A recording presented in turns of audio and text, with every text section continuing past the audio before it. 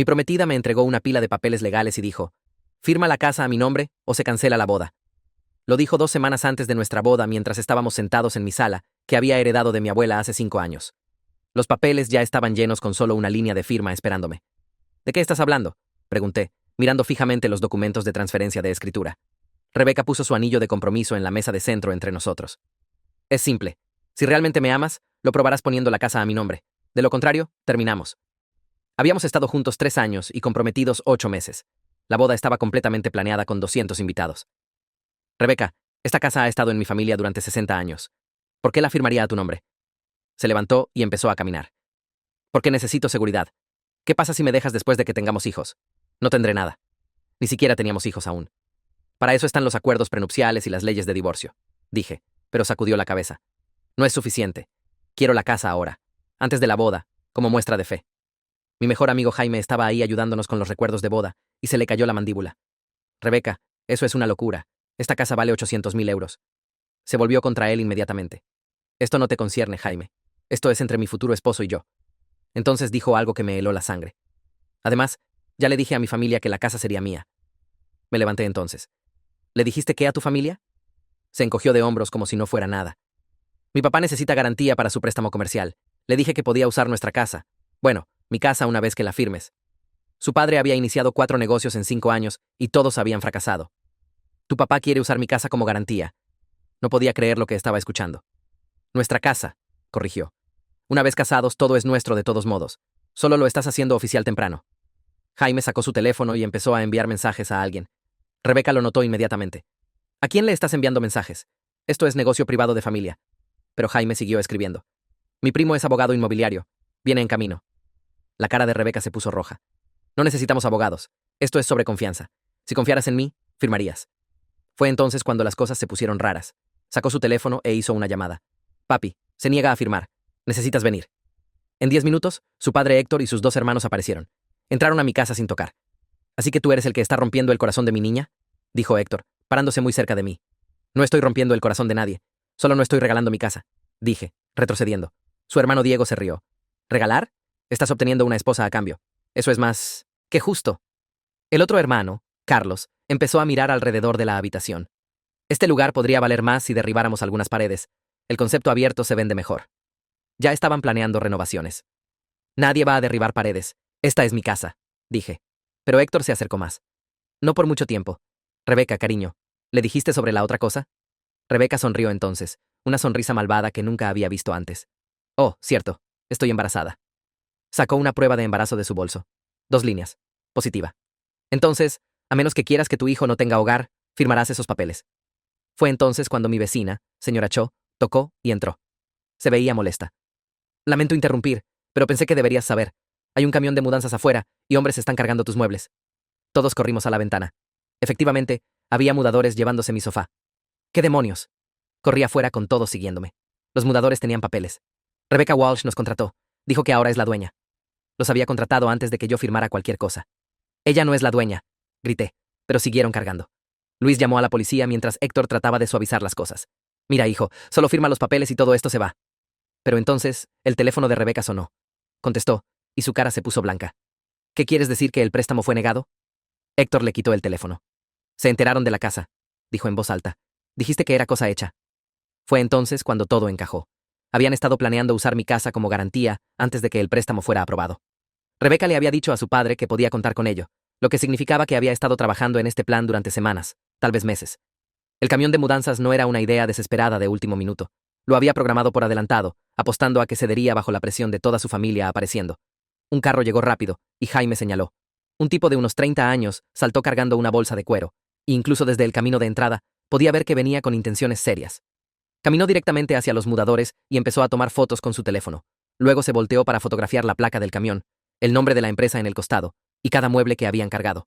Héctor se acercó hacia él, pero el tipo levantó una mano mientras seguía tomando fotos con la otra. Preguntó quién había autorizado esta mudanza, y Héctor dijo que era negocio privado de familia. El tipo sacó una tarjeta de presentación y se la entregó a Héctor. «Miguel Esteves, abogado inmobiliario». Dijo que ahora me representaba y que todos los presentes debían saber que estaban participando en intento de robo de propiedad. Héctor se rió y dijo que su hija era dueña de la casa. Miguel pidió documentación y Héctor señaló a Rebeca. Ella buscó en su bolso, pero Miguel la interrumpió, diciendo que se refería a documentación legal, como una escritura o transferencia de título. La cara de Rebeca se puso roja, y dijo que el papeleo estaba finalizado. Miguel preguntó si se refería a los documentos sin firmar dentro de mi casa que me negué a firmar, lo que hizo que Rebeca se quedara callada. Le dijo a Héctor que aparecer con un equipo de mudanzas para tomar la propiedad de alguien sin propiedad legal era robo de manual, y que estaba documentando todo para el reporte policial y posibles cargos criminales. Carlos se acercó y dijo que Miguel debería ocuparse de sus propios asuntos. Miguel no retrocedió ni un centímetro. Dijo que amenazar a un abogado era mala idea y que se podían agregar cargos por acoso a la creciente lista de problemas que enfrentaban. Diego murmuró algo sobre que los abogados eran escoria, pero retrocedió cuando Miguel dirigió la cámara de su teléfono hacia él. Héctor intentó un enfoque diferente, diciendo que todo era un malentendido entre familia. Miguel dijo que yo no era familia de ninguno de ellos y que el intento de robo no era un malentendido. Les pidió a los mudadores sus papeles y entregaron una orden de trabajo con la firma de Rebeca reclamando propiedad. Miguel tomó fotos de cada página. 2 carros de policía llegaron y los oficiales bajaron, y sentí que todo mi cuerpo se relajó, sabiendo que había llegado ayuda oficial. El oficial mayor preguntó quién había llamado, y Jaime levantó la mano. El oficial miró el camión de mudanzas y preguntó qué estaba pasando. Todos empezaron a hablar al mismo tiempo, hasta que el oficial levantó ambas manos y nos dijo que tomaría declaraciones por separado. Me señaló y preguntó si esta era mi propiedad. Dije que sí, y que tenía la escritura adentro. Preguntó si había autorizado a alguien para mover mis pertenencias y dije que absolutamente no. Miguel se paró junto a mí y le entregó su tarjeta al oficial, explicando que era mi abogado y que la mujer en cuestión había intentado coaccionar la transferencia de propiedad a través de fraude e intimidación familiar. El oficial miró a Rebeca y pidió su identificación. Entregó su licencia y él preguntó si era dueña de esta propiedad. Dijo que era complicado. El oficial dijo que en realidad era simple. O tenía documentación legal de propiedad o no la tenía. Rebeca dijo que estábamos comprometidos y nos casaríamos en 2 semanas. El oficial preguntó otra vez si tenía documentación legal de propiedad, y Rebeca se quedó callada. El otro oficial estaba hablando con los mudadores que seguían señalando sus papeles y sacudiendo la cabeza. El primer oficial me pidió que explicara qué había pasado, y le conté todo, desde que Rebeca demandó que firmara mi casa hasta que su familia apareció para presionarme hasta descubrir el camión de mudanzas afuera. Miguel agregó que había llegado para encontrar robo activo en 1960 Progreso, y que el reclamo del embarazo parecía ser otra táctica de manipulación. El oficial preguntó a Rebeca si estaba embarazada, y ella dijo que sí. Preguntó si había visto a un doctor para confirmarlo, y dijo que aún no. Miguel mencionó silenciosamente que las pruebas de embarazo se podían falsificar o pedir prestadas, lo que hizo que la cara de Rebeca se pusiera blanca. El oficial pidió a Héctor su identificación y preguntó cuál era su papel en esta situación. Héctor dijo que solo estaba apoyando a su hija. El oficial preguntó si sabía que la casa no era legalmente suya cuando ayudó a arreglar el camión de mudanzas. Héctor empezó a responder, pero se detuvo. El oficial escribió algo en su libreta. El segundo oficial se acercó y dijo que los mudadores confirmaron que fueron contratados por Rebecca Walsh hace 3 días y que ella había firmado documentos reclamando propiedad de la propiedad.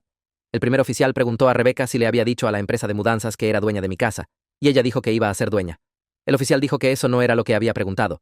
Rebecca dijo que tal vez les había dicho que era su casa.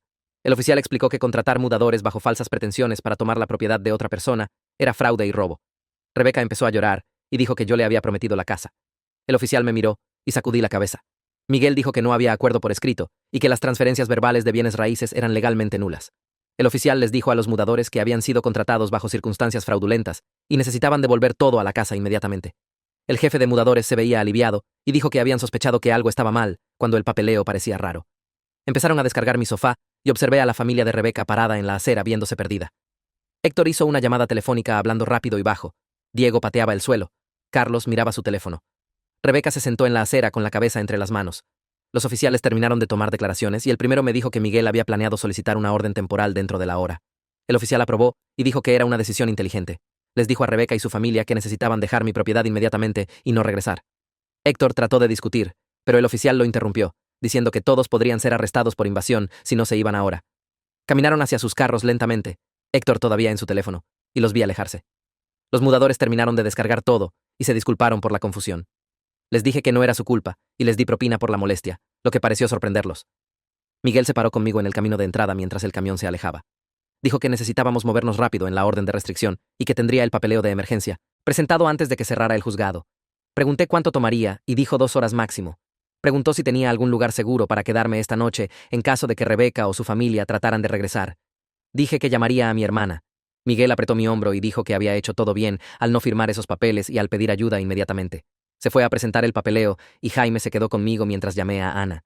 Contestó y vi cambiar su cara. Todavía estaba parada ahí en el camino de entrada. El teléfono estaba presionado contra su oreja. Héctor caminaba detrás de ella. Diego y Carlos se apoyaban contra su carro. Jaime estaba junto a mí. La señora Cho había regresado a su casa. Los mudadores estaban terminando. Rebeca dijo algo al teléfono y colgó. Miró a Héctor. Él dejó de caminar. Ella sacudió la cabeza. Él pateó el suelo. Diego preguntó qué había pasado. Rebeca dijo que el banco había llamado sobre el préstamo. Querían verificar la garantía. Se habían enterado de que la casa no era realmente suya aún. Héctor empezó a gritarle. Ella le gritó de vuelta. Carlos trató de calmarlos. Jaime me tocó el brazo. Regresamos adentro. La casa se sentía diferente ahora, como si realmente no fuera mía, aunque nada había cambiado legalmente. Caminé por las habitaciones. Todo estaba de vuelta donde pertenecía. El sofá, las sillas, la mesa de centro. Pero seguía viendo a la familia de Rebeca planeando renovaciones, derribando paredes, usando mi casa como garantía. Subí al dormitorio. La ropa de Rebeca todavía estaba en el armario. Su maquillaje estaba en el baño. Sus libros estaban en la mesa de noche. 3 años de su vida mezclada con la mía. Abrí el armario y empecé a sacar sus cosas. Vestidos, camisas, pantalones, zapatos. Los amontoné en la cama. Jaime subió. Me ayudó a cargar brazadas de ropa escaleras abajo. Pusimos todo en bolsas de basura. El cargador de teléfono de Rebeca, su laptop, su joyero, todo. Fue entonces cuando lo encontré. Una carpeta en el fondo de su armario detrás de los abrigos de invierno que nunca usaba. La abrí. La primera página era una impresión de un sitio web de bienes raíces. Mi dirección, el valor estimado, 800.000 euros. La siguiente página mostraba ventas recientes en el vecindario, casas comparables, sus precios. Alguien había resaltado las más altas. Luego había notas, escritas a mano, la letra de Rebeca. La reconocí de tarjetas de cumpleaños y listas de compras. Las notas listaban los requisitos del préstamo comercial de Héctor, cuánto necesitaba, qué tipo de garantía quería el banco. Había fechas. Esto se remontaba 6 meses. 6 meses antes de que me hubiera pedido firmar la casa, antes de que lo hubiera mencionado. Jaime miró por encima de mi hombro. Maldijo entre dientes. Seguí volteando páginas. Había copias del obituario de mi abuela, artículos sobre ley de herencias, información sobre transferencias de propiedad, una cronología escrita en la letra ordenada de Rebeca. Cuándo nos habíamos comprometido, cuándo se planeó la boda, cuándo me había abordado sobre la casa, cuándo Héctor solicitaría el préstamo. Todo estaba planeado, cada paso. Mis manos temblaron. Me senté en el piso. Jaime se sentó junto a mí. No dijo nada. ¿Qué había que decir? La mujer con quien había planeado casarme había estado investigando cómo robar mi casa durante medio año. Pensé en cada conversación que habíamos tenido. Cada vez que había preguntado sobre mi abuela, sobre la casa, sobre mi familia, había estado recopilando información, construyendo su caso, planeando su movimiento. Me sentí enfermo, realmente enfermo. Mi estómago se revolvió. Corrí al baño. Jaime me siguió. Vomité. Todo de las últimas horas salió. Cuando terminé, Jaime me entregó una toalla. Me lavé la cara. Me miré en el espejo. El tipo que me miraba de vuelta se veía cansado, mayor de alguna manera, como si hubiera envejecido años en una tarde. Bajamos. Jaime llamó a Miguel. Le contó sobre la carpeta. Miguel dijo que venía de regreso. Llegó 20 minutos después. Le mostré todo. Fotografió cada página. Los organizó en la mesa de centro. Las impresiones de bienes raíces, los requisitos del préstamo, la cronología, la investigación sobre ley de herencias. Me miró. Esto fue premeditación, clara y obvia. Sacó su teléfono, llamó a alguien, les pidió que vinieran, dijo que era importante. 30 minutos después, apareció otro hombre. Miguel lo presentó como Brendan, su socio legal. Brendan se especializaba en casos de fraude. Miró la carpeta, estudió cada página, me hizo preguntas. ¿Cuándo se mudó Rebeca? ¿Cuándo tuvo acceso a la casa? ¿Cuándo le conté sobre mi abuela? ¿Cuándo nos comprometimos? Respondí todo. Brendan tomó notas. Miró a Miguel. Esto era bueno. Realmente bueno. La carpeta mostraba planificación clara. La empresa de mudanzas contratada por adelantado. La presión coordinada de la familia. La prueba de embarazo falsa perfectamente cronometrada. Esto no era una disputa de relación. Esto era intento de robo, fraude, conspiración. Pensó que el fiscal estaría muy interesado. Casos como este no aparecían a menudo. Todo estaba documentado. La evidencia era clara. Rebeca lo había hecho demasiado fácil. Brendan dijo que contactaría al detective mañana, mostrarle todo. Esto cambiaba el caso significativamente. Miguel estuvo de acuerdo. Me dijo que mantuviera la carpeta segura, no dejar que Rebeca supiera que la había encontrado, no mencionarla a nadie excepto a la policía. Esto era evidencia ahora, evidencia importante. Se fueron alrededor de las 7. Jaime se quedó, pidió pizza. Nos sentamos en la sala comiendo, sin hablar mucho. Mi teléfono siguió sonando. Mensajes de texto, llamadas telefónicas. Amigos preguntando sobre la boda, preguntando si todo estaba bien, preguntando qué había pasado. No respondí. No sabía qué decir. ¿Cómo explicas esto? El teléfono de Jaime también sonó. Lo miró, frunció el ceño, me mostró la pantalla. Era una publicación de Facebook de Rebeca. La leí. Mis manos empezaron a temblar otra vez. Estaba reclamando que yo era abusivo, que la había amenazado, que apenas había escapado, que su familia tuvo que rescatar sus pertenencias mientras yo era violento y controlador. La publicación ya había sido compartida 15 veces. Se acumulaban comentarios. Gente diciendo que lo sentían, diciendo que no tenían idea, diciendo que estaban contentos de que hubiera salido a salvo. Jaime siguió desplazándose hacia abajo. Había más publicaciones. Las amigas de Rebeca compartiendo su historia, agregando sus propios comentarios, diciendo que siempre habían pensado que algo estaba mal conmigo, que me había aislado, que estaban preocupadas pero no habían sabido cómo ayudar. No podía creerlo. Nada de eso era verdad. Ni una palabra. Pero la gente lo estaba creyendo, compartiéndolo, agregándole. Jaime llamó a Ana. Contestó al primer timbre. Le contó sobre las publicaciones. Ya las estaba viendo. Había sido etiquetada en varias. Dijo que se haría cargo. Que no me preocupara. Me llamaría de vuelta. Colgó. 10 minutos después, llamó. Había estado revisando las redes sociales de Rebeca, tomando capturas de pantalla de todo. Las publicaciones, los comentarios, las compartidas. Estaba documentándolo todo. Esto era difamación, calumnia. Miguel necesitaba verlo. Jaime estuvo de acuerdo. Le envió capturas de pantalla a Miguel. Miguel respondió inmediatamente. Esto era malo, pero también útil. Mostraba el carácter de Rebeca, su disposición a mentir, a manipular, a destruir la reputación de alguien para cubrir sus propios crímenes. Dijo, no respondas, no te involucres, no comentes nada de eso. Eso es lo que ella quería. Drama, una pelea pública, algo que pudiera retorcer y usar contra mí. Mantente en silencio por ahora. Lo abordaríamos apropiadamente después. Ana vino. Trajo su laptop. Me mostró todo lo que Rebeca había publicado. Era peor de lo que había pensado.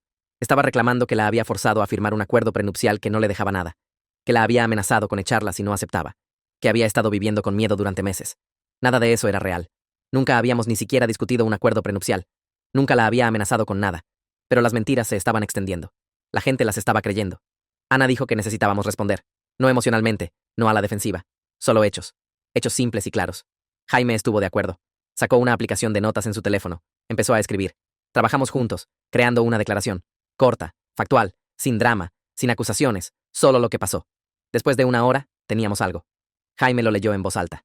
Explicaba que descubrí a Rebeca, intentando transferir fraudulentamente mi casa familiar heredada a su nombre, que procedimientos legales estaban en curso, que no estaría comentando más, que pedía privacidad durante este momento difícil. Ana dijo que era bueno, profesional, calmado, no defensivo, solo verás. Lo copié a mi propia aplicación de notas, se lo envié a Miguel, pregunté si estaba bien publicarlo.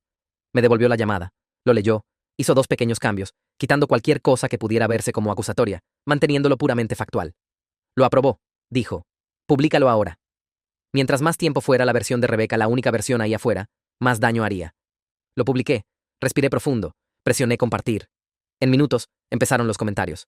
Algunas personas estaban confundidas, algunas eran solidarias, algunas estaban enojadas, algunas no sabían qué creer, pero al menos mi lado estaba ahí fuera ahora. Al menos la gente sabía que había 2 versiones de esta historia. Mi teléfono siguió sonando. Amigos contactándome privadamente preguntando qué había pasado realmente. No respondía a la mayoría. No tenía la energía. Pero 3 mensajes se destacaron. 3 amigos diferentes. Cada uno diciendo algo similar. Que Rebeca les había hecho preguntas extrañas sobre mis finanzas, sobre el patrimonio de mi abuela, sobre si tenía otra familia que pudiera disputar la propiedad. El primero era de Tomás, un amigo de la universidad. Dijo que Rebeca le había preguntado sobre ley de herencias en una fiesta hace 2 meses, si las casas pasaban automáticamente a los cónyuges.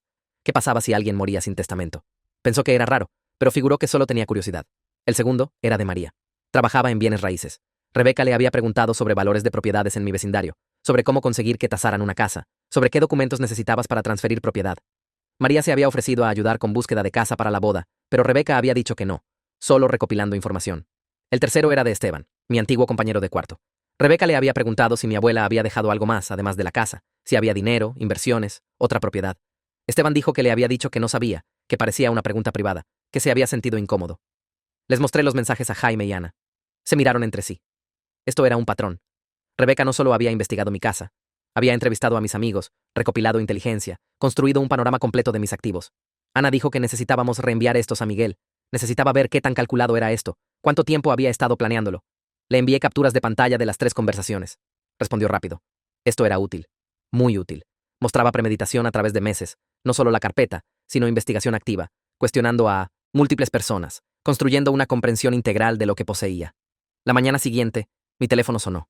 Número desconocido. Casi no contesté, pero algo me hizo levantar. La voz de un hombre preguntó si era yo. Dije que sí.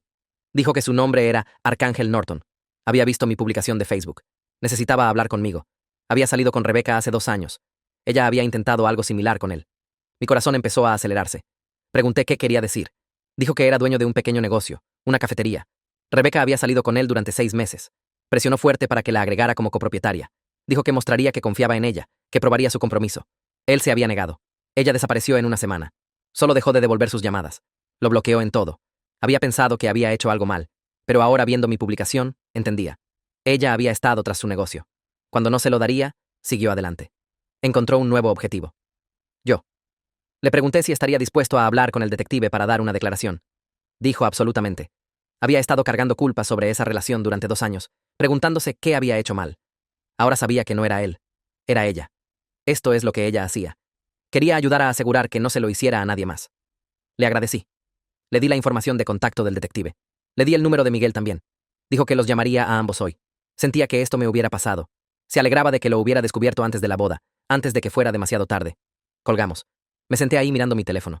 Rebeca había hecho esto antes. Esto no era un plan desesperado nacido de los problemas comerciales de su padre. Este era su método, su sistema. Encontrar a alguien con activos, salir con ellos, presionar por propiedad, desaparecer si se negaban, seguir adelante al siguiente objetivo. ¿Cuántos otros había habido? ¿Cuántas personas antes que Arcángel? ¿Cuántas después de él antes que yo? Jaime bajó. Le conté sobre la llamada. Su cara se oscureció. Dijo que necesitábamos conocer a Arcángel. Aquí está la historia completa. Estuve de acuerdo. Le envié un mensaje a Arcángel. Pregunté si quería encontrarse para un café. Dijo que sí. Hoy sí era posible. Nos encontramos en un lugar del centro, no su cafetería, en algún lugar neutral. Arcángel era alto, tal vez 40 años, ojos cansados. Me dio la mano, pidió café. Nos sentamos en una cabina de la esquina. Me contó todo. Había conocido a Rebeca en un evento de networking empresarial. Había sido encantadora, interesada en su trabajo, solidaria. Habían salido durante 6 meses. Ella se había movido rápido, hablando sobre el futuro, sobre matrimonio, sobre construir algo juntos. Luego había empezado a preguntar sobre el negocio, las finanzas, la propiedad, el equipo. Había sugerido convertirse en socia, dijo que tenía ideas para expansión, dijo que podía ayudar con marketing. Todo lo que necesitaba era una participación de propiedad. Él había dicho que no. Quería mantener separados los negocios y la vida personal. Ella presionó más fuerte. Dijo que se trataba de confianza, de compromiso, de mostrar que él veía un futuro con ella. Todavía se negó. 2 días después, se había ido. Bloqueó su número, lo eliminó de las redes sociales, desapareció completamente. Había estado confundido, dolido, pensó que de alguna manera había arruinado todo. Pero ahora entendía. Ella no lo había querido a él, había querido su negocio. Cuando no pudo conseguirlo, siguió adelante. Dijo que su familia había aparecido en su cafetería una semana después de que se fuera. Héctor y los 2 hermanos. Se habían sentado en una mesa durante 3 horas, mirándolo, haciéndolo sentir incómodo, nunca pidiendo nada, solo observando. Cuando finalmente les pidió que se fueran, Héctor había dicho que solo estaban revisando el lugar, viendo en qué había estado interesada su hija, viendo lo que él había elegido sobre ella. Era una amenaza, sutil, pero clara. Arcángel había tenido miedo, pero nunca regresaron. Le conté sobre la carpeta, la cronología, la investigación, el embarazo falso, el camión de mudanzas. Su cara se puso pálida. Dijo que ella le había dicho que estaba embarazada también, justo antes de que preguntara sobre la sociedad empresarial. Había estado emocionado. Asustado, pero emocionado. Luego se había ido. Nunca supo si era real. Nunca escuchó sobre un bebé. Ahora sabía que era falso. Solo otra herramienta en su sistema. Otra forma de manipular, de presionar, de conseguir lo que quería. Hablamos durante 2 horas comparando notas, encontrando patrones. La cronología siempre era la misma. 6 meses de citas, construyendo confianza, luego la petición, la presión por propiedad, la presión, el embarazo falso si era necesario, la familia apareciendo para intimidar. Si todo eso fallaba, desaparecía, seguía adelante, encontraba a alguien nuevo. Arcángel dijo que daría una declaración al detective. Testificaría si era necesario. Quería ayudar, quería asegurar que enfrentara consecuencias, quería evitar que le hiciera esto a alguien más. Le agradecí. Intercambiamos números, prometimos mantenernos en contacto. Cuando llegué a casa, el detective estaba llamando. Había hablado con Arcángel, tomado su declaración. Esto lo cambiaba todo. Establecía un patrón. Comportamiento financiero predatorio, múltiples víctimas. Esto no era una relación que salió mal. Esto era fraude sistemático. El fiscal ahora estaba considerando cargos serios. Intento de gran robo, fraude, conspiración. Estos conllevaban penalidades reales, posiblemente tiempo de cárcel. Me sentí aliviado, vindicado, pero también triste. Esta mujer que había amado. Esta mujer con quien había planeado casarme. Era una estafadora, una depredadora. Todo entre nosotros había sido calculado, planeado, falso. El detective dijo que el nuevo abogado de Rebeca había contactado a Miguel. Quería una reunión. Quería resolver esto amigablemente. Miguel se había negado. Dijo que esto no era un malentendido. Dijo que el intento de robo de una propiedad de 800.000 euros no era algo que resolvías tomando café. Dijo que su cliente no se reuniría con nadie de su lado sin que estuviera presente la policía. El detective aprobó. Dijo que era inteligente. Dijo que el abogado de Rebeca probablemente se estaba dando cuenta de qué tan serio era esto, cuánta evidencia había, qué tan mal se veía esto. Ana llamó. Había encontrado una terapeuta, alguien que se especializaba en trauma por relaciones manipuladoras. Su nombre era Melissa Price. Ana ya la había llamado, explicado la situación. Melissa tenía una cita disponible mañana. Ana pensó que debería ir. Estuve de acuerdo. Necesitaba ayuda procesando esto, entendiendo cómo había perdido las señales, cómo había confiado tan completamente en alguien que había estado mintiendo todo el tiempo. Al día siguiente, manejé a la oficina de Melissa. Edificio pequeño en el centro, sala de espera cómoda. Salió a buscarme. Mediados de los 40, ojos amables, voz calmada. Fuimos a su oficina. Me senté en un sofá. Se sentó frente a mí. Me pidió que le contara qué había pasado. Empecé a hablar. Todo se derramó. La demanda de la casa, la familia apareciendo, el camión de mudanzas, la carpeta, la cronología, la historia de Arcángel, las publicaciones de redes sociales de Rebeca, el embarazo falso, todo. Hablé durante 30 minutos seguidos. Cuando terminé, estaba llorando. Realmente llorando. No había llorado aún a través de todo esto, pero sentado ahí en esa oficina segura y silenciosa, contando la historia a alguien que no estaba involucrado, alguien que solo estaba escuchando. Rompió algo abierto. Melissa me entregó pañuelos. Me dejó llorar. No trató de arreglarlo o minimizarlo. Solo se sentó ahí presente. Cuando pude hablar otra vez, dijo algo que ayudó. Dijo, los estafadores son hábiles en manipulación. Esa es su experiencia. El ser confiado no es un defecto de carácter, que no había perdido señales obvias.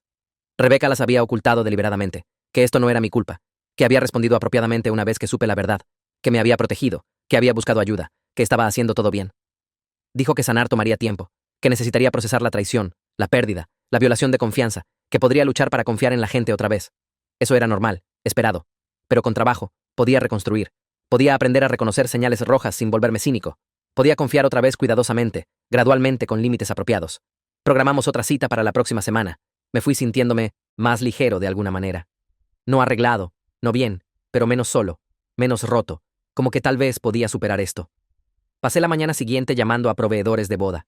La gerente del lugar escuchó mi explicación y me pidió que enviara por correo electrónico copias del reporte policial y la orden de restricción.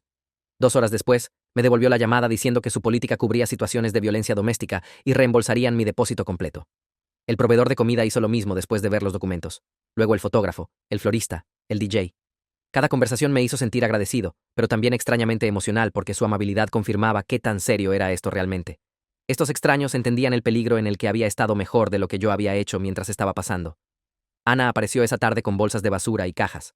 Fuimos por mi casa cuarto por cuarto buscando cualquier cosa que Rebeca hubiera dejado atrás. En el armario del cuarto de invitados, encontramos una llave de repuesto pegada debajo de un estante. En el cajón de cosas varias de la cocina, otra llave escondida dentro de una linterna vieja. En el garaje, una tercera llave metida detrás de una lata de pintura. 3 copias extra que había hecho y escondido sin decirme. La violación pegó fuerte sabiendo que había planeado múltiples formas de acceder a mi hogar, incluso después de que pensé que se había ido.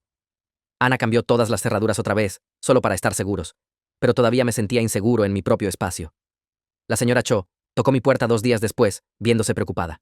Había visto a Héctor pasar por mi casa 2 veces esa mañana, a pesar de la orden de restricción. Llamé a la policía inmediatamente y enviaron un oficial a patrullar el vecindario. Pasó cada pocas horas durante los próximos 3 días. Al cuarto día, el detective llamó para decir que Héctor había sido citado por violar la orden de restricción. La citación se agregó a sus crecientes problemas legales y me hizo sentir ligeramente más seguro sabiendo que había consecuencias por ignorar órdenes judiciales. Miguel presentó una demanda civil la semana siguiente contra Rebeca y Héctor por intento de fraude, conspiración para cometer robo y angustia emocional. Explicó que esto era separado del caso criminal. El juicio civil podía resultar en penalidades financieras que me compensarían por honorarios legales y todo el daño que habían causado. Era realista, sin embargo, diciendo que cobrar cualquier sentencia podría ser difícil dado la serie de negocios fallidos de Héctor. Aún así, se sentía bien tomar acción en lugar de solo reaccionar a sus planes. Sentía propósito en lugar de solo responder. Me topé con Diego en el supermercado 3 semanas después.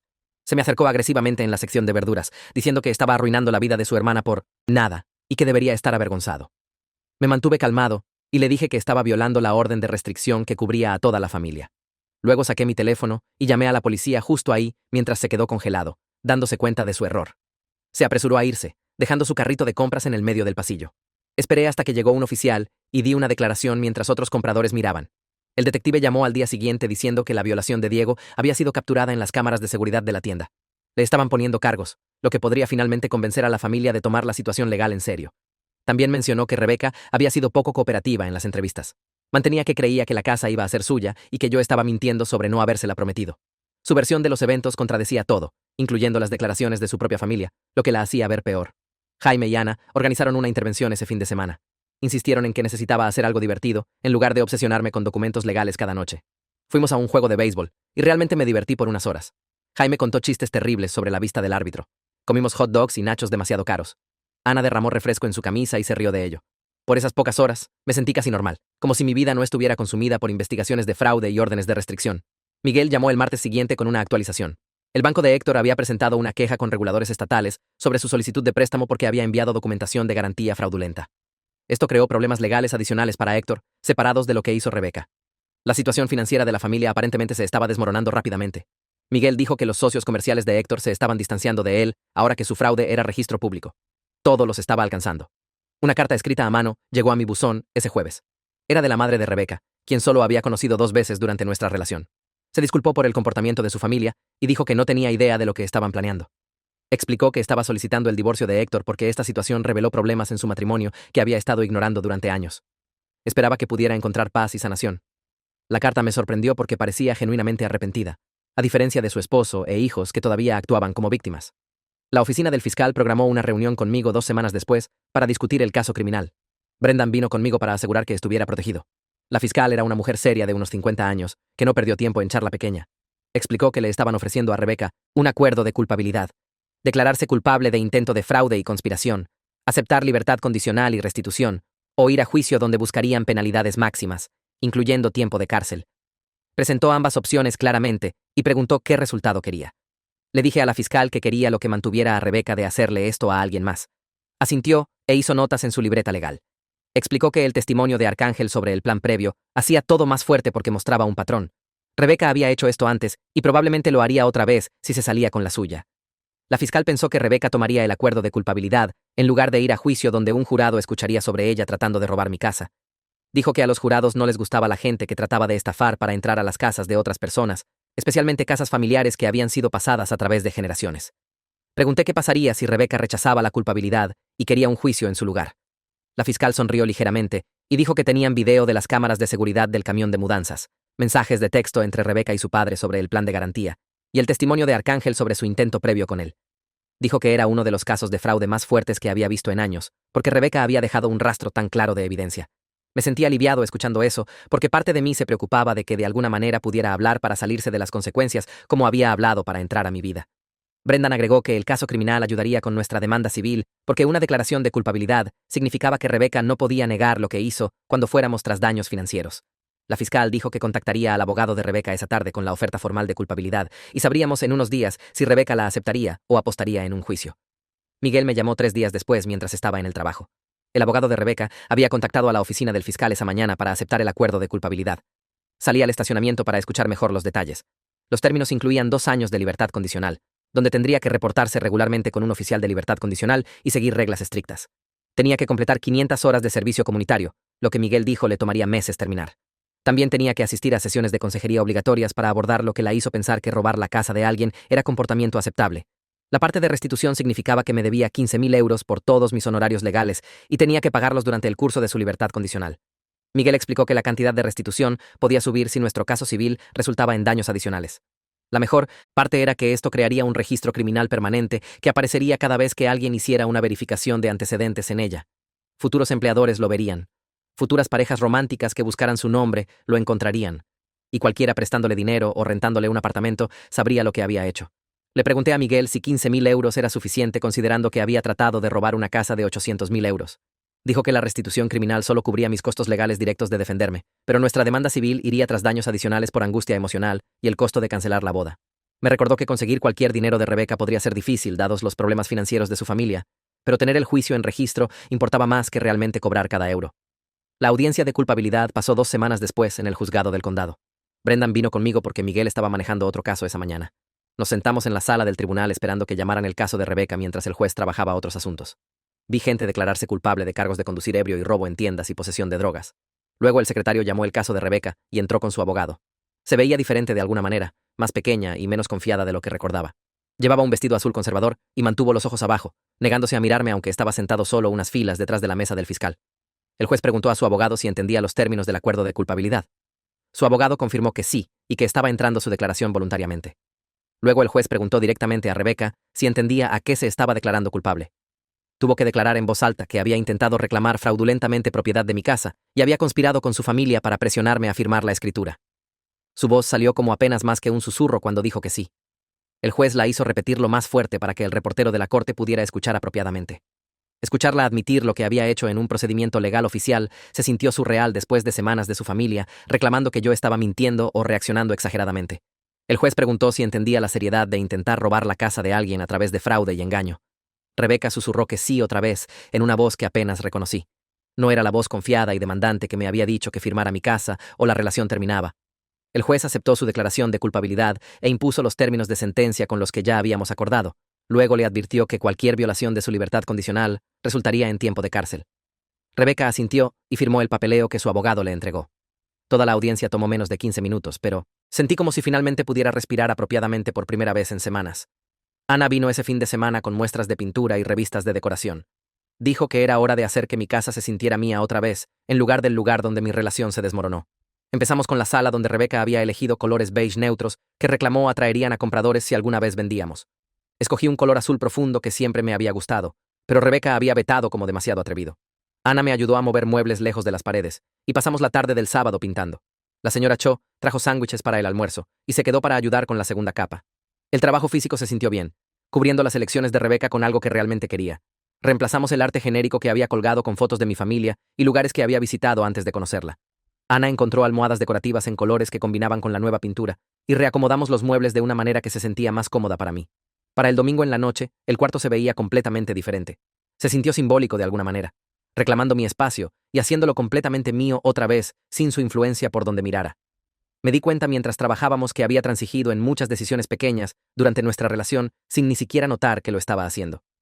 Rebecca tenía opiniones sobre todo, desde qué tipo de cafetera comprar hasta hacia qué dirección debería mirar el sofá, y yo simplemente había cedido en la mayoría para evitar argumentos. Ahora estaba eligiendo cosas basándome puramente en lo que me gustaba, y se sintió sorprendentemente liberador tomar decisiones sin considerar lo que alguien más pensaría. Arcángel me llamó el martes siguiente mientras estaba haciendo la cena. Quería saber cómo estaba manejando todo después de la audiencia de culpabilidad. Terminamos hablando por más de una hora sobre nuestras experiencias con Rebecca y cómo ambos estábamos trabajando en confiar mejor en nuestros instintos. Dijo que su terapeuta lo había ayudado a reconocer que había ignorado señales de advertencia con Rebecca porque quería que la relación funcionara, que era exactamente lo que Melissa me había estado diciendo. Arcángel mencionó que había estado saliendo con alguien nuevo durante unos meses y le había contado sobre la situación con Rebecca en su segunda cita. Dijo que figuró que si iba a salir corriendo asustada, mejor saber temprano que invertir más tiempo y emoción, pero ella había apreciado su honestidad y dijo que mostraba que era lo suficientemente consciente de sí mismo para aprender de malas experiencias. Eso me dio esperanza de que eventualmente estaría listo para salir con alguien otra vez también. Arcángel dijo que su novia en realidad había estado impresionada de que se hubiera presentado, para ayudar a un extraño a evitar lo que él había pasado, y que su disposición a testificar decía cosas buenas sobre su carácter. Hicimos planes de tomar café pronto, porque se sintió bien hablar con alguien que realmente entendía lo que era ser blanco de los planes de Rebecca. Dijo que la idea del grupo de apoyo que había mencionado sonaba interesante, y tal vez podríamos investigar empezar algo para personas que habían experimentado abuso financiero en relaciones. Mi siguiente sesión de terapia con Melissa se sintió diferente de las previas. Le conté sobre redecorar la sala y lo bien que se sintió hacer el espacio mío otra vez. Preguntó en qué más había transigido durante la relación que no había reconocido completamente en el momento. Empecé a listar cosas y me di cuenta de que la lista era más larga de lo que había esperado. Rebecca había desalentado gradualmente que viera a ciertos amigos, sugirió que me vistiera diferente, criticó mis pasatiempos como infantiles y me hizo sentir culpable por pasar tiempo con mi familia. Melissa me ayudó a ver que había ignorado señales de advertencia porque quería que la relación funcionara y porque Rebecca era hábil en hacer que sus demandas parecieran razonables. Preguntó qué patrones necesitaba observar en futuras relaciones. Dije, personas que presionan demasiado fuerte demasiado rápido, que tratan de aislarme de amigos y familia, que muestran interés excesivo en mis finanzas y que no pueden respetar límites cuando digo no a algo. Melissa escribió esto y dijo, reconocer estos patrones era progreso crucial. Explicó que personas como Rebecca a menudo prueban límites temprano para ver con qué se pueden salir, y cuando alguien acepta pequeñas violaciones de límites, escalan a más grandes. Pregunté cómo podía confiar en mi juicio otra vez, después de haber perdido tantas señales rojas con Rebecca. Melissa dijo que mi juicio no estaba roto, solo había estado lidiando con alguien que tenía práctica en manipulación. Dijo que el hecho de que finalmente me hubiera negado a firmar mi casa mostraba que mis instintos estaban funcionando cuando realmente importaba. Miguel llamó con noticias sobre la demanda civil el mes siguiente. El abogado de Rebecca lo había contactado sobre llegar a un acuerdo fuera de la corte en lugar de ir a juicio. Rebecca acordó pagar 20.000 euros durante 5 años por daños y honorarios legales, más allá de lo que cubría la restitución criminal. Miguel fue realista de que podría no ver todo dependiendo de la situación financiera de Rebecca, pero tener el juicio en registro me protegía legalmente. Establecía documentación oficial de lo que había hecho que la seguiría durante años. El acuerdo incluía términos que le prohibían contactarme directa o indirectamente, y si lo violaba, podía llevarla de vuelta a la corte. Miguel explicó que 20.000 euros no era una cantidad enorme considerando lo que trató de hacer, pero cobrar juicios de personas sin activos era difícil y caro. Dijo, de esta manera evitamos años de litigio y conseguimos algo por escrito que confirmara su responsabilidad por el daño que había causado. Firmé el acuerdo de transacción y sentí otra pieza de esta pesadilla encajar en su lugar.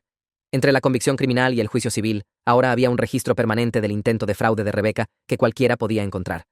Futuras parejas románticas que hicieran la debida diligencia básica descubrirían qué tipo de persona era realmente.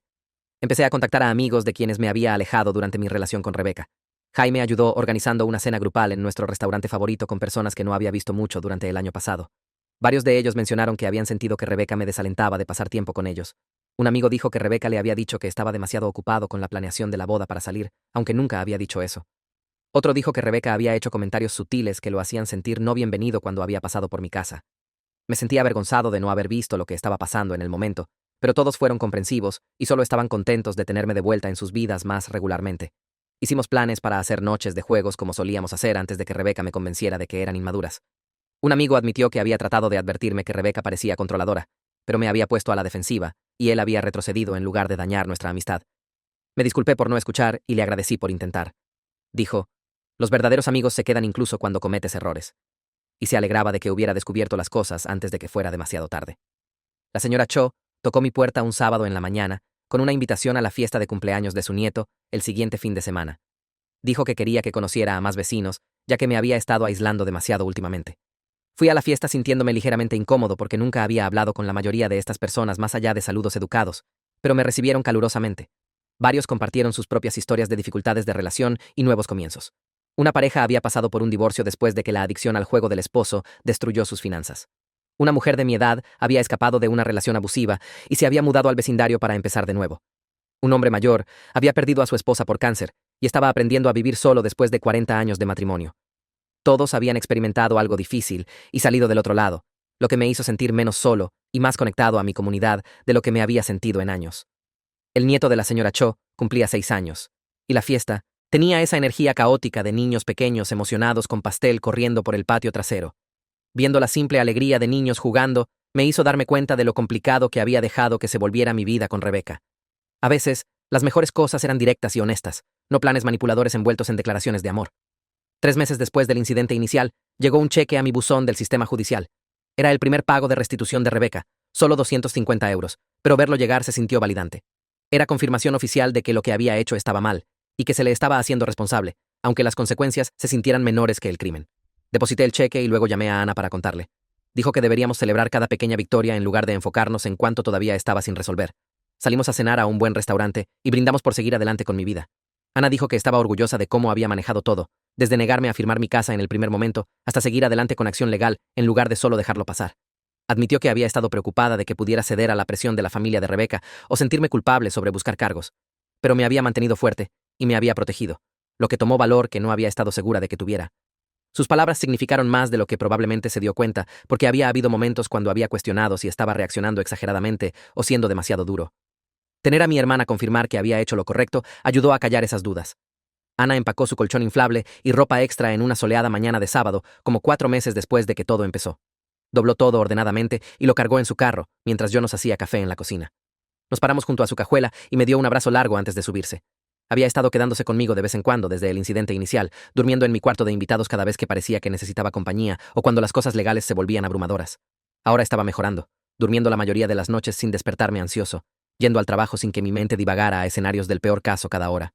Habíamos caído en esta rutina durante las últimas semanas donde venía cada domingo y cocinábamos algo complicado juntos. La semana pasada, habíamos hecho pasta casera desde cero, que tomó 3 horas e hizo un desastre enorme, pero sabía increíble. La semana antes de eso, habíamos intentado beef Wellington, que no salió del todo bien, pero lo comimos de todos modos mientras nos reíamos de cómo la masa hojaldre se veía más como masa regular. Me había dicho durante esa cena que estaba orgullosa de cómo había manejado todo, desde negarme a firmar mi casa en ese primer momento hasta seguir adelante con toda la acción legal, en lugar de solo tratar de olvidar qué pasó. Me había emocionado escucharla decir eso, porque había habido tantos momentos cuando me había preguntado si estaba haciendo lo correcto, si tal vez debería haber dejado todo pasar y seguir adelante silenciosamente. Su apoyo me había mantenido en marcha cuando quería rendirme con todo el proceso. Mantuvimos nuestras cenas de domingo, incluso después de que se mudó de vuelta a su propio apartamento, y se convirtió en mi parte favorita de cada semana. Tuve una sesión de terapia con Melissa, donde hablamos sobre si estaba listo para empezar a salir otra vez. Me hizo preguntas específicas sobre lo que había aprendido de la situación con Rebeca y cómo manejaría señales rojas si las viera en el futuro. Le dije que sería honesto con la gente temprano sobre lo que había pasado porque no quería esconder algo tan significativo. Asintió, y dijo que eso era saludable, que la persona correcta entendería y apreciaría mi honestidad en lugar de asustarse por ello. Empecé a usar una aplicación de citas la próxima semana y fui a algunas citas casuales de café con diferentes mujeres.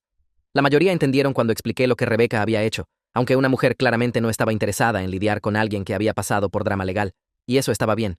Otra mujer con quien cené compartió que había pasado por algo similar con una pareja que había tratado de robar su identidad para abrir tarjetas de crédito y sacar préstamos. Hablamos durante horas sobre cómo se siente tener a alguien en quien confiaste que te traicione de manera tan calculada. Había estado en terapia durante 2 años trabajando en ello y tenía buenos consejos sobre establecer límites y confiar en mis instintos. Salimos en 3 citas más y nos mantuvimos amigos, aunque la conexión romántica no estaba del todo ahí para ninguno de nosotros. Solo saber que alguien más entendía por lo que había pasado me hizo sentir menos solo. Jaime me llamó una noche y preguntó si quería tomar la cena con él y alguien que quería que conociera. Aparecí en el restaurante y él estaba ahí con una mujer llamada Sofía, quien presentó como su novia. Habían estado saliendo como 2 meses, y él había estado dudando en traerla mientras yo estaba lidiando con todo el asunto de Rebeca. No quería restregarme su relación feliz en la cara mientras la mía había explotado tan dramáticamente. Le dije que estaba genuinamente feliz por él y contento de que se sintiera cómodo incluyéndome ahora. Sofía era agradable y fácil de hablar, haciendo preguntas sobre mi trabajo y renovaciones de casa, sin mencionar a Rebeca para nada, lo que aprecié. Jaime mencionó después, cuando Sofía fue al baño, que le había contado toda la historia para que entendiera por qué había estado protegiendo su tiempo conmigo durante los últimos meses. Empezamos a hacer citas dobles después de eso, yendo a películas o probando restaurantes nuevos. Y se sintió bien ser parte de actividades sociales normales otra vez, en lugar de solo enfocarme en problemas legales y sesiones de terapia. El detective me llamó un martes en la tarde mientras estaba en el trabajo. Me dijo que estaban cerrando oficialmente el caso criminal porque Rebeca había completado todos los requisitos de su acuerdo de culpabilidad hasta ahora. Dijo que había manejado todo exactamente correcto, documentando todo completamente con fotos y registros escritos y no involucrándome directamente con la familia de Rebeca cuando trataron de presionarme.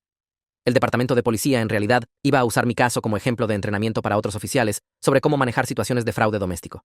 Explicó que muchas víctimas o no reportan estos crímenes o no tienen buena documentación que hace difícil procesar. Mis registros detallados y el video de las cámaras de seguridad de la señora Cho habían hecho su trabajo mucho más fácil. Escuchar que algo positivo podría venir de mi experiencia de pesadilla me hizo sentir un poco mejor, sobre todo por lo que había pasado. Al menos otra gente podría beneficiar de las lecciones aprendidas en mi situación. Decidí refinanciar mi casa para conseguir mejor tasa de interés, ya que las tasas habían bajado y mi crédito era excelente. El proceso de refinanciamiento fue sin problemas y terminé ahorrando como 400 euros al mes en mi pago de hipoteca. Usé algo del patrimonio para hacer mejoras que había estado posponiendo durante años. Primero, mandé instalar un sistema de seguridad profesional con cámaras en cada entrada y sensores de movimiento en todas las ventanas. El representante de la empresa de seguridad fue completo y me mostró cómo monitorear todo desde mi teléfono. Luego, contraté a un contratista para actualizar mi cocina con encimeras nuevas y electrodomésticos. La cocina de mi abuela había sido funcional, pero desactualizada, y siempre había querido modernizarla. También convertí uno de los cuartos de repuesto en una oficina casera apropiada con estanterías empotradas y un escritorio grande. Hacer estos cambios ayudó a que la casa se sintiera más mía y menos como el lugar donde mi relación se había desmoronado. Cada cuarto que actualicé parecía borrar un poco más de la presencia de Rebeca. Escogí colores de pintura que realmente me gustaban en lugar de los tonos neutros en los que había insistido. Compré muebles que combinaban con mi estilo en lugar de transar en cosas que funcionarían para ambos. La madre de Rebeca me envió un correo electrónico de la nada como 6 meses después del incidente inicial.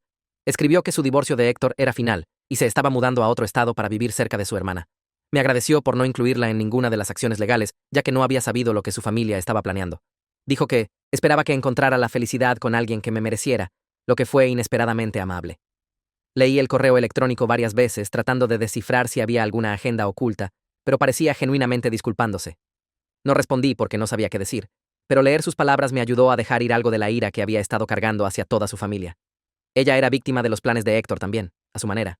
Casada con él durante 30 años mientras la arrastraba a través de un negocio fallido tras otro. Esperé que encontrara algo de paz viviendo cerca de su hermana, lejos de todo el caos. Arcángel me invitó a su boda 8 meses después de que nos conocimos por primera vez para café. La ceremonia fue pequeña y personal en un parque con vista al agua. Me presentó a varias otras personas en la recepción que habían sobrevivido a abuso financiero en relaciones. Un tipo tenía una ex que había sacado préstamos en su nombre. Otra mujer tenía un excompañero que había vaciado su cuenta bancaria conjunta y desaparecido. Todos empezamos a hablar sobre nuestras experiencias y nos dimos cuenta de que teníamos mucho en común, más allá de solo la manipulación financiera. Todos habíamos luchado con confiar en gente otra vez, con sentirnos estúpidos por no ver las señales más temprano, con reconstruir nuestras vidas después de que alguien que amábamos nos traicionara. Arcángel sugirió que deberíamos reunirnos regularmente y mantenernos en contacto, ya que ayudaba a hablar con gente que realmente entendía. Empezamos a reunirnos una vez al mes para cenar en diferentes restaurantes alrededor de la ciudad. Compartiríamos recursos sobre protegerse legalmente, recomendaríamos terapeutas que se especializaban en trauma y solo nos apoyaríamos mutuamente a través del proceso continuo de sanación. Lo que había sido la peor experiencia de mi vida se estaba convirtiendo en algo que ayudaba a otra gente pasando por situaciones similares. Esa transformación se sintió significativa de una manera que no había esperado. Melissa y yo hablamos durante una de nuestras sesiones sobre si todavía necesitaba terapia semanal. Había estado viéndola durante casi 9 meses y había hecho progreso significativo. Señaló que había procesado la traición de maneras saludables en lugar de dejar que me hiciera amargado o cínico. Había reconstruido mi sistema de apoyo reconectándome con viejos amigos y fortaleciendo mi relación con Ana. Había establecido mejores límites y aprendido a reconocer señales rojas que había perdido antes. Estaba saliendo otra vez con precaución apropiada, en lugar de evitar relaciones completamente o saltar demasiado rápido. Sugirió que hiciéramos la transición a chequeos mensuales, en lugar de sesiones semanales, ya que lo estaba haciendo tan bien. Me sentí orgulloso escuchándola listar todo lo que había logrado, porque había habido momentos cuando me preguntaba si alguna vez me sentiría normal otra vez. Programamos nuestra próxima cita para 4 semanas y dejé su oficina sintiéndome más ligero de lo que había estado en meses. Conocí a alguien llamada Natalia en la fiesta de cumpleaños de un amigo. Terminamos hablando durante horas en la esquina mientras todos los demás jugaban y bailaban. Era divertida e inteligente y fácil de estar cerca. Descubrimos que ambos amábamos caminar y probar restaurantes nuevos y películas viejas de ciencia ficción. Me contó sobre su trabajo como maestra y le conté sobre mi trabajo. Intercambiamos números al final de la noche y nos enviamos mensajes durante los próximos días. En nuestra tercera cita cenando en un lugar italiano, le conté sobre la situación con Rebeca. Expliqué toda la historia desde los documentos de transferencia de escritura hasta el camión de mudanzas hasta los procedimientos legales. Escuchó cuidadosamente sin interrumpir, y cuando terminé, me agradeció por confiar en ella con algo tan personal. Dijo que apreciaba mi honestidad y que lo que había pasado sonaba horrible, pero también mostraba que tenía buenos límites y sabía cómo protegerme. Su reacción se sintió como una bandera verde que ahora estaba equipado para reconocer. Alguien que descartara mi experiencia o la hiciera parecer que no era gran cosa habría sido una señal de advertencia. Alguien que escuchó y validó por lo que había pasado mientras todavía quería seguir conociéndome era exactamente lo que necesitaba. Natalia y yo seguimos saliendo, y nunca me presionó más rápido de lo que me sentía cómodo yendo. Tomamos las cosas lentas y aprecié su paciencia. A veces me pondría ansioso sobre confianza o compromiso, y ella solo escuchaba y me daba espacio para trabajar en ello. Conoció a Ana y Jaime después de que habíamos estado saliendo como 3 meses. Todos salimos a cenar juntos, y pude ver que estaban tratando de descifrar si era buena para mí. Para el final de la noche, ambos estaban sonriendo, y Ana me envió un mensaje después diciendo que realmente le gustaba Natalia. Jaime llamó al día siguiente y dijo que aprobaba, lo que me hizo reír porque no había pedido su aprobación, pero me alegré de tenerla de todos modos. Natalia se llevó bien con mis amigos naturalmente sin tratar demasiado duro. Les hizo preguntas sobre sus vidas y recordó detalles que habían mencionado en conversaciones previas. Encajó en mi vida de una manera que se sintió fácil y correcta. Me di cuenta de que me estaba enamorando de ella, lo que me asustó un poco después de todo lo que había pasado con Rebeca. Pero esto se sentía completamente diferente. Natalia respetó mis límites y valoró mi bienestar. Nunca me hizo sentir que tenía que probar mi amor a través de grandes gestos o renunciar a cosas que me importaban. Solo quería construir algo real juntos, al ritmo que se sintiera correcto para ambos. Abrí el sobre con Natalia sentada, junto a mí en el sofá. La carta vino a través del abogado de Rebeca en papel grueso, con un membrete oficial. Leí el primer párrafo, donde Rebeca escribió que la terapia la había ayudado a entender lo mal que estuvieron sus acciones. Se disculpó por tratar de robar mi casa y por toda la manipulación. Las palabras sonaban genuinas, pero se sintieron distantes, como escuchar sobre la vida de alguien más. Natalia apretó mi mano mientras leí la segunda página, donde Rebeca explicó que estaba trabajando en sí misma y no esperaba perdón. Doblé la carta y la puse de vuelta en el sobre. Natalia preguntó si quería responder, y sacudí la cabeza. La disculpa fue agradable, pero no cambió nada, o me hizo querer contacto con Rebeca. Natalia asintió, y dijo que tenía sentido completo. Tiramos la carta al bote de reciclaje, y fuimos a hacer la cena juntos. Un año después de que todo empezó, Jaime me llamó para decirme que había escuchado que el negocio de Héctor se declaró en bancarrota. Pregunté cómo sabía, y dijo que uno de sus clientes trabajaba en el juzgado. Héctor y sus hijos estaban trabajando trabajos regulares ahora, según la fuente de Jaime. Diego estaba haciendo trabajo de construcción, y Carlos estaba manejando un restaurante. Héctor mismo estaba vendiendo seguros. Me sentí satisfecho sabiendo que había consecuencias reales por sus acciones. Al mismo tiempo, me sentí triste de que tomara perderlo todo para que dejaran de hacer planes. Tal vez aprendieron algo al tocar fondo. Tal vez solo estaban esperando la próxima oportunidad. No sabía, y no necesitaba saber. Sus vidas ya no eran mi problema. 18 meses después de nuestra primera cita, planeé algo especial para Natalia. Limpié la sala donde toda la pesadilla con Rebeca había empezado. Compré flores y velas y las coloqué alrededor del cuarto. Natalia vino después del trabajo y se veía confundida cuando vio la decoración. Tomé su mano y la llevé al lugar donde Rebeca había puesto esos papeles de transferencia de escritura en la mesa de centro. Me arrodillé y saqué el anillo que había estado escondiendo durante 2 semanas. Le dije a Natalia que me hizo creer en amor y compañerismo otra vez. Le pedí que se casara conmigo en el mismo cuarto donde terminó mi peor relación, porque quería que la casa de mi abuela fuera testigo de algo hermoso. Natalia dijo que sí, antes de que terminara de hablar. Me levantó, y ambos empezamos a llorar. Lágrimas felices esta vez. Nos paramos ahí abrazándonos mientras las velas parpadeaban, y me sentí agradecido de que mi vida me hubiera llevado a este momento. La casa que causó tantos problemas ahora era el lugar donde mi verdadero futuro comenzó. Planeamos una boda completamente diferente de lo que había organizado con Rebeca. 50 invitados en lugar de 200. Un restaurante pequeño en lugar de un gran salón de hotel. Nos enfocamos en gente que realmente nos importaba, en lugar de tratar de impresionar a todos los que habíamos conocido. Ana acordó ser mi mejor persona y pasó semanas ayudándonos con detalles. Jaime escribió un discurso que hizo reír a todos sobre la vez que traté de cocinar la cena a Natalia y activé la alarma de humo 3 veces. La señora Cho atrapó el ramo, aunque insistió que no lo estaba intentando. Le dijo a todos que tenía 72 años y no estaba buscando un hombre a su edad. Todo el cuarto se rió y ella hizo un pequeño baile sosteniendo las flores. La boda se sintió correcta de una manera que mi boda planeada con Rebeca nunca había tenido. Todos ahí genuinamente se preocupaban por nosotros. Nadie estaba contando el costo o juzgando el lugar. Bailamos y comimos buena comida y celebramos con gente que quería que fuéramos felices. Natalia se mudó a la casa después de nuestra luna de miel. Pasamos fines de semana redecorando juntos y haciendo el espacio verdaderamente nuestro. Ella respetó que era mi casa familiar, pero agregó sus propios toques. Cortinas nuevas en la sala, arte diferente en las paredes, plantas en cada alféizar porque le encantaba cultivar cosas. Me encantó ver su personalidad reflejada en nuestro espacio junto con la mía. La casa dejó de ser solo mía y se convirtió en nuestra. Cada cuarto tenía memorias de nosotros construyendo nuestra vida juntos. La cocina donde cocinábamos desayuno los domingos en la mañana. El dormitorio donde hablábamos sobre nuestros días antes de quedarnos dormidos. La sala donde veíamos películas y hacíamos planes para nuestro futuro. Natalia pertenecía aquí, y la casa se sentía completa con ella en ella. Arcángel llamó una mañana para decirme que su esposa estaba embarazada. Lo felicité y me sentí feliz de que estuvieran empezando una familia. Unos meses después, llamó otra vez para preguntarme si sería el padrino. Dije que sí inmediatamente. El honor se sintió significativo porque nuestra amistad creció del trauma compartido. Nos habíamos ayudado mutuamente a sanar, y eso creó un vínculo que valoré profundamente. El bautizo pasó en un sábado soleado en una iglesia pequeña. Sostuve a su hija mientras el sacerdote dijo oraciones, y pensé sobre cómo algo bueno vino de mi peor experiencia. Arcángel y yo nos conocimos porque ambos sobrevivimos abuso financiero. Ahora estaba prometiendo ayudar a criar a su hijo. La vida se movía en direcciones inesperadas a veces.